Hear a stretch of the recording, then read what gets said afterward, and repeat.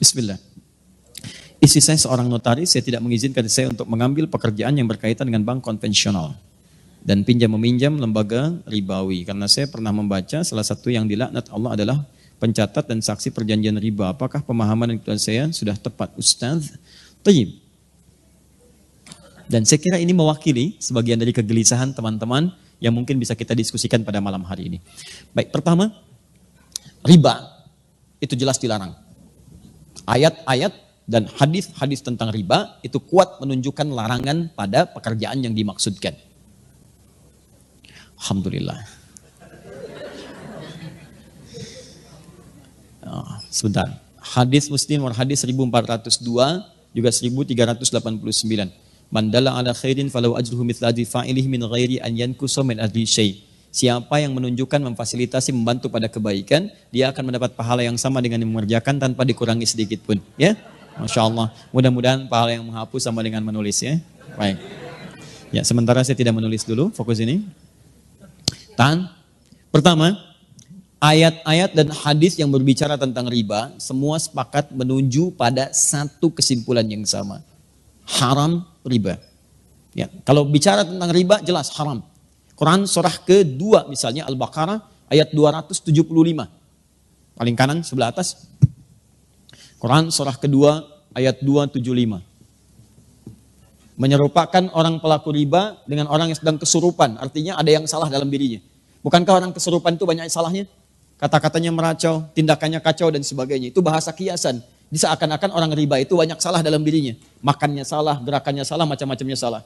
Karena ingat, kalau sesuatu yang haram masuk ke dalam diri seseorang, menyebar lewat darah, maka semuanya ini akan punya konsekuensi yang maaf, tidak mudah. Satu, dia akan menutup pintu-pintu kebaikan dalam dirinya. Misal, masuk ke telinga, Quran surah ke-6 ayat 25. Wa fi adhanihim waqra, di telinganya akan berbentuk sumbatan. Menyumbat. Bukan gak bisa dengar. Karena yang haram, yang jelek itu nutup, yang baik ketutup. Jelek lawannya baik. Kalau yang jelek masuk, yang baik gak akan masuk, Pak. Orang yang kata-katanya buruk, maka dia sulit mengatakan kosakata yang baik. Sama dengan orang yang terbiasa berkata yang baik, maka dia sulit menemukan kosakata yang buruk. Karena itu ketika yang buruk masuk ke dalam diri, beredar kemudian dengan darah, jadi daging menutup pintu kebaikan. Makanya jangan heran, orang-orang yang kemudian tertutup pendengarannya untuk mendengarkan kebaikan, maaf, kalau yang jelek-jelek cepat masuk. Tapi yang baik susah. Bahkan rumahnya di sini, ini masjid, jaraknya cuma 5 meter. Speaker masjid ke rumahnya begini. Adzan berkumandang, Allahu Akbar, gak kedengaran. Sementara yang 500 meter bahkan 5 kilo, itu sebelum waktunya adzan sudah datang. Dengan kakinya dia melangkah, ini sepeda ada, mobil ada, segalanya ada. Tinggal jalan kaki, gak tembus. As-salatu khairum minan naum, terbalik ke telinganya, an-naumu khairum minas salah. Ya, ini poinnya. Masuk ke mata jadi bahaya. Orang yang terbiasa makan yang haram, kemudian itu jadi darah, mengalir, jadi daging, menghambat ke matanya, maka di matanya ada penutup. Maka turun Quran surah kedua ayat ke-7. Paling kanan agak sedikit ke atas. Khatamallahu ala qulubihim wa ala sam'ihim wa ala absarihim ghishawa. Di matanya ada penghalang. Sehingga dia nggak bisa bedakan mana sesuatu yang baik, mana yang tidak baik. Masuk ke tangan, ini sentuhannya nggak baik. Sudah senang dengan yang haram. Kalau yang haram sudah menguasai dirinya, maka yang halal-halal akan cenderung terhindari. Istri yang halal sudah tidak dipandang lagi. Suami yang halal sudah tidak peka lagi. Anak yang halal sudah tidak disenangi lagi. Semua akan tergerak pada kepentingan-kepentingan yang haram. Seperti minyak tidak bersatu dengan air, maka haram pun tidak akan pernah bersatu dengan halal. Karena itu Allah katakan pelaku riba itu cenderung punya masalah dalam hidupnya seperti orang yang kesurupan dikerjai oleh setan. Kemudian sampai ke ayat Quran surah kedua ayat 278-nya diminta untuk bertobat. Kemudian ayat 279-nya diminta untuk kemudian oleh Allah Subhanahu wa taala dengan ancaman yang kuat, kalau tidak mau bertobat maka Anda seakan-akan mengajak perang dengan saya dan Rasul. Maaf ya Bu ya, Pak ya. Anda dengan manusia saja kalau orang kuat sulit untuk mengalahkannya. Sekarang pengen ngajak perang dengan Allah. Maaf, kalau Anda punya masalah dengan manusia, saya punya masalah dengan orang Bandung, saya pindah ke Jakarta. Saya punya masalah dengan orang Indonesia, saya pindah ke Malaysia. Saya punya masalah dengan orang Asia, saya pindah ke Eropa. Tapi Anda punya masalah dengan Allah, mau lari kemana? Itu poinnya. Maka saya belum bicara tentang hukum, saya ingin bicara pertama tentang riba. Riba itu jelas haram. Riba sama dengan haram. Tahan? Maka segala unsur yang terkait dengan riba, semua keterangannya lewat hadis Nabi SAW. Baik pelakunya, baik pemberinya, baik pencatatnya, baik saksinya, dia dilaknat oleh Allah Subhanahu wa taala dan Rasulnya, tetap mendapatkan hukuman yang sama, haram. Pelaku, pemberi yang menerima, saksi, bahkan pencatat, fasilitator. Awas, saya belum bicara tentang profesi, saya bicara tentang riba. Jadi kalau ada orang mengerjakan kemudian riba, ya, bahkan saat ada alternatif yang lain dia paksakan untuk mengerjakan riba, maka dia masuk dalam kategori ini. Haram sama dengan dosa. Laknat, kalau sudah ada laknat, resikonya tidak mudah. Laknat itu resikonya paling dahsyat itu neraka jahanam. Baik, ibu tahu neraka yang paling ringan? Tadi kalau Bapak baca Quran, naik sedikit ke ayat 56-nya, An-Nisa 56 itu neraka yang paling ringan. Paling kanan sebelah atas. Innal ladzina kafaru bi ayatina sawfa nuslihim nara. Orang-orang yang sulit diingatkan oleh kami melakukan dosa-dosa, tapi dosanya yang standar, yang biasa-biasa, itu dosa juga. Kemudian dia kerjakan itu melewati amal solehnya kemudian turun, amal salahnya naik. Masuk dia ke neraka yang paling ringan, sawfa nuslihim nara. Kami tarik ubun-ubunnya. Nusli itu dicelupkan seperti bikin teh celup. Pernah bikin teh celup? Ya, nanti coba ke ruang makan, ambil celupan, masukkan. Teh celup itu kan celupkan, angkat ya. Nah, nanti ada orang ditarik ubun-ubunnya dicelupkan ke neraka. Kullama nadijat juluduhum, setiap dicelupkan hancur semua tubuh dan kulit-kulitnya. Kenapa kulitnya disebutkan? Karena kulit indera perasa yang paling kuat. Jadi kalau ada orang dipukul kena kulit atau dicambuk kena kulit, cambukan pertama pasti sakit luar biasa. Karena kulitnya masih ada. Selanjutnya cambuk. Ketika mengelupas akan berkurang rasa sakitnya. Makanya kata Allah, ketika kami celupkan hancur dengan kulitnya, kemudian baddalnahum juludan ghairaha, kami angkat, kami sembuhkan lagi sehingga kulitnya tumbuh lagi. Liyadzuqul adzab, supaya merasakan azab seperti serupa tadi. Tidak berkurang sakitnya. Itu sekali celup, Pak, satu harinya sama dengan 1000 tahun. Satu detiknya sama dengan 48 hari. Kalau mau coba silakan aja. Ini yang paling ringan. Nah, orang yang dilaknat oleh Allah, itu muara paling dahsyatnya jahanam. Neraka jahanam. Dari mana taunya? Buka Quran misalnya, teman-teman sekalian, An-Nisa, Quran surah keempat, dari ayat 92 sampai 93. Begitu masuk 93, Allah menerangkan tentang pembunuhan berencana. Lihat kalimatnya. Wa may yaqtul mu'minan muta'ammida. Siapa yang sengaja merencanakan pembunuhan, apalagi kemudian menimpa satu orang beriman, fajazauhu jahannam, maka balasannya neraka jahanam. Perhatikan, wa ghadiballahu alaihi, Allah murka kepadanya, wa la'anahu, dan dilaknat oleh Allah. Laknat disandingkan dengan neraka jahanam di ayat ini. Ya, jangan lihat contoh kasus pembunuhannya. Lihat kemudian pengertian hukumannya. Kata Allah, masuk neraka jahanam, kemudian dibenci oleh Allah, dimurkai, kemudian mendapatkan laknat. Di laknat itu ketika turun dari Allah, maka muaranya bersamaan dengan neraka jahanam. Lihat persamaannya. Nah, sekarang dalam kasus riba ini, orang yang sengaja mengerjakan riba maka akan dilaknat oleh Allah. Maka saat kembali kemudian kepada Allah, kalau dia tidak bertobat, maka muaranya neraka jahanam. Karena itu hati-hati kalau Anda ikut taklim dan sebagainya, mengajak kepada melukai orang lain, apalagi sampai kemudian mengeksekusi orang, bom sana, bom sini, awas dengan ketentuan yang menyalahi syariat, maka hati-hati. Tidak ada satupun orang beriman yang bercita-cita masuk neraka jahanam. Saya saat terjadi bom di Jalan Tamrin itu, Bu, saya sedang di Lampung, Pak. Kejadian langsung saya ditanya, Ustadz, apakah bom di Jalan Tamrin termasuk jihad fisabilillah? Saya jawab, Pak, sependek pengetahuan saya, jihad fisabilillah itu jihad di jalan Allah, bukan di Jalan Tamrin.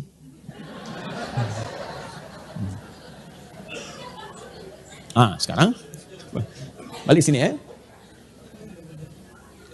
Lihat sini, fokus. Ini baru riba. Saya mau terangkan hukum dosa dulu. Nah, setelah itu baru kita masuk kemudian kepada pertanyaan. Ada bank konvensional tadi disebutkan. Di antara kemudian tautannya dengan jasa yang digunakan oleh notaris, boleh jadi ada kemitraan yang tersangkut paut dengan bank konvensional. Apakah setiap turunan dari transaksi bank konvensional menghasilkan riba? Itu pertanyaan yang pertamanya. Satu, apakah kemudian kalau ini menggunakan jasa bank konvensional termasuk dalam kategori riba pula? Itu kemudian yang mesti kita jawab. Nah, teman-teman sekalian, sekarang saya terangkan sedikit saja tentang hukum. Nanti saya masuk ke Fatwa MUI nomor 1 tahun 2004, ditandatangan tanggal 5 Dzulhijjah tahun 1424, ya bersamaan dengan tanggal 24 Januari tahun kemudian 2004, ya. Jadi setahun sebelum didirikannya INI. Sini. Tahan, fokus ini. Pertama, lihat sini. Riba sama dengan haram. Haram itu hukum, ada 5 hukum dalam Islam di usul fikih. 1 haram, kedua kemudian ada halal, ketiga ada mubah, keempat ada sunnah, kelima ada makruh. Baik, hukum ini akan selalu terkait berkelindan dengan perbuatan, bukan barang. Ingat, perbuatan. Setiap ada perbuatan, maka melekat hukum di dalamnya. Hukum sama dengan perbuatan. Ingat ya, bukan barang ya, bukan barang.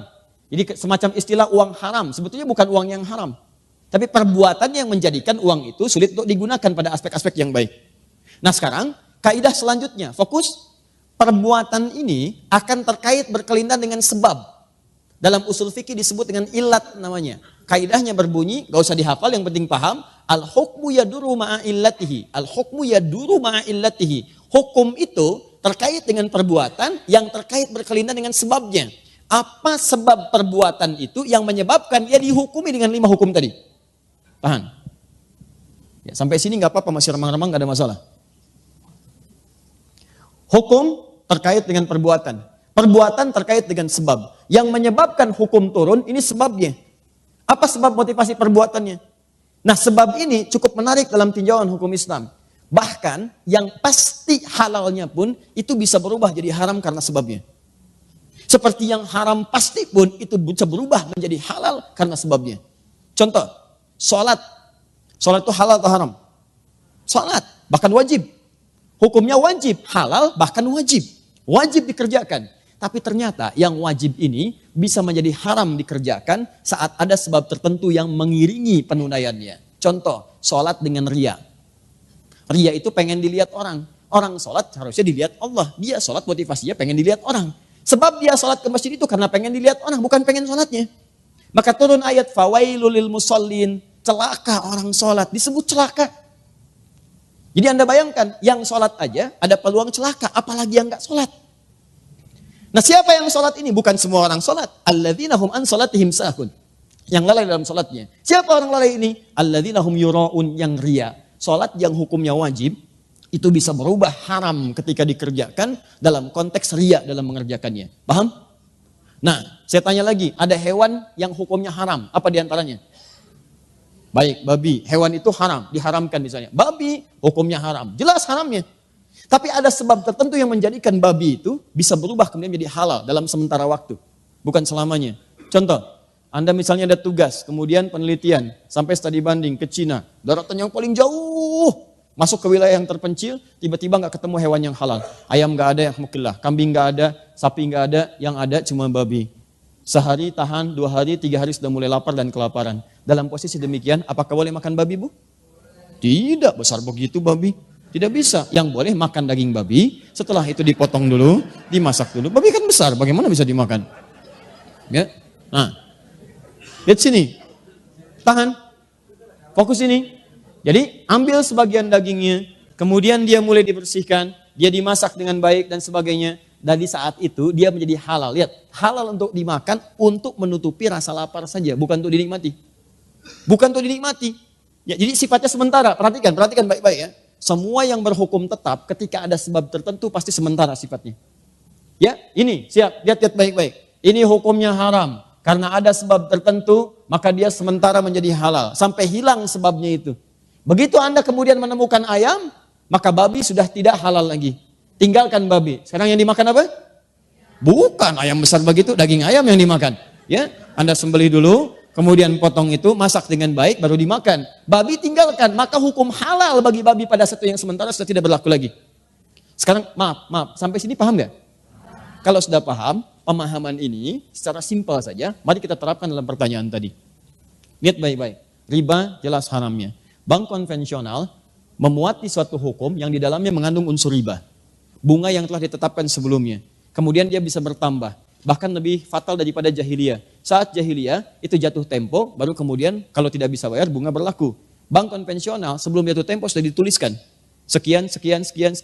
Bahkan dia bisa bertambah. Itu jelas riba. Tahan sebentar. Nah, di sisi yang lain, ada fundamental ekonomi yang menentukan stabilitas dalam muamalah. Bahkan dalam sistem pemerintahan. Nah, sekarang pertanyaannya, lihat baik-baik. Kalau ekonomi tidak berlangsung dengan baik, maka syarat mendapatkan ketenangan dalam dunia pemerintahan, kata Al-Quran cuma 2. Itu yang paling utama. Dalam surat Al-Quraish. Li'ila fi Quraishin, ila fi mrihat asyita, iwassayf. Faliya'budu rabba hadzal bait. Alladhi at'amahum min ju'. 1, wa amanahum min khauf. At'amahum min ju' itu stabilitas ekonomi. Yang kedua, wa amanahum min khauf, stabilitas politik. Kalau dua terganggu, maka akan menjadikan goncangan dalam pemerintahan. Ekonomi kuat tapi politik gak bagus, goncang. Maaf, politik kuat tapi ekonomi gak bagus, goncang. Yang jadi persoalan, transaksi-transaksi dalam kehidupan itu bagian dari putaran roda untuk menguatkan nilai perekonomian. Sekarang persoalannya, dalam dunia perekonomian kita ini, taruh ada terkait dengan jasa-jasa notaris. Maka digunakanlah kemudian kemitraan dengan bank. Pertanyaannya, bagaimana ketika saya menggunakan hukum ini sementara di dalamnya ada riba? Maka semua ulama sepakat termasuk dalam fatwa ulama nomor 1 tahun 2004 dari Majelis Ulama Indonesia, kalau dalam lingkar pekerjaan itu ada bank yang masih menggunakan nilai-nilai syariat, bank syariah dengan konsep syariah yang benar, ya dengan turunan-turunan yang benar, maka jelas solusinya. Ini yang digunakan sebagai fasilitator dan haram menggunakan yang ini.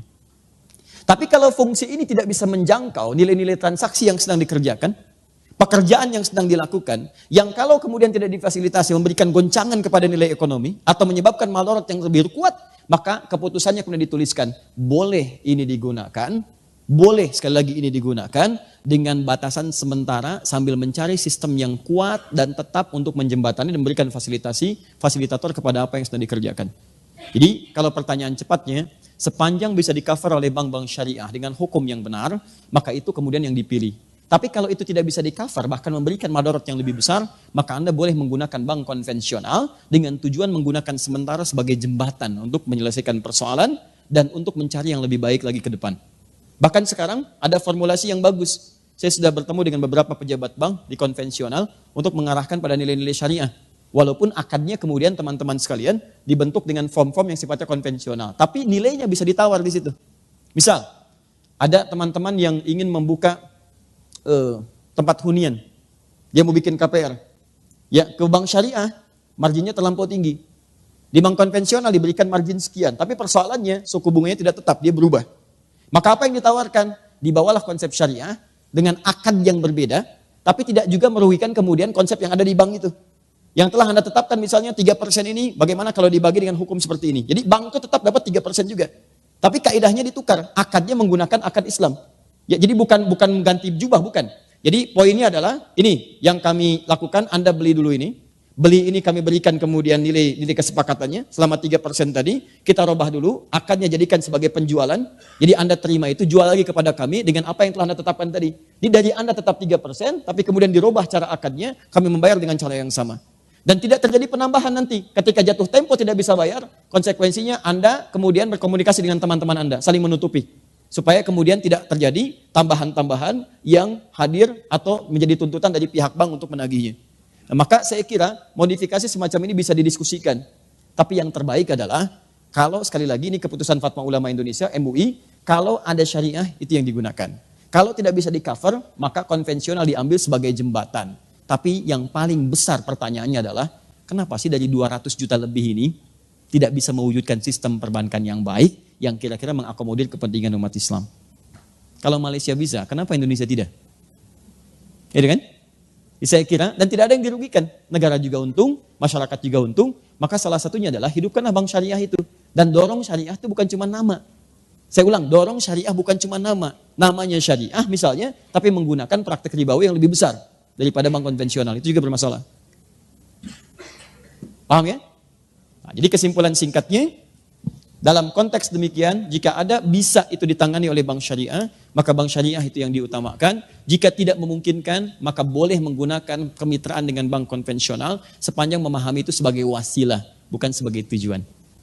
Allahu a'lam bissawab. Itu yang mengatakan bukan Adi Hidayat, yang mengatakan adalah kesimpulan dari fatwa ulama dengan referensi-referensi yang kuat. Di Quran, hadis, juga Anda bisa buka kitab Al-Majmu' Syarah Muhadzab misalnya, juz yang ke-9 karya Imam An-Nawawi. Ya, juga fatwa ulama dari luar, Majma' Buhuth yang di Kairo, Majma' Buhuth kemudian yang di Saudi dengan yang lain-lainnya menyampaikan penyampaian yang sama.